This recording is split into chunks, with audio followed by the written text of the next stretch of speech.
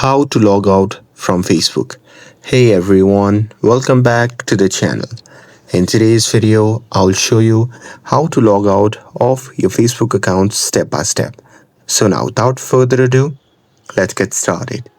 So first thing first, open the Facebook app on your phone and make sure that you're logged in to your account. And now here, once you are inside the app, simply tap on the three dash icon, which can be seen in the top right corner of the screen.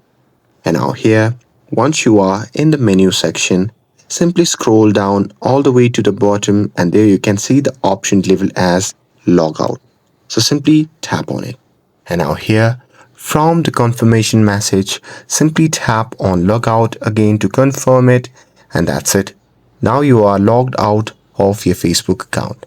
And that's how you can easily log out from Facebook on mobile. With this, if you found this video helpful, then don't forget to like, share and subscribe to get updated for more videos. Thanks for watching and I'll see you in the next video.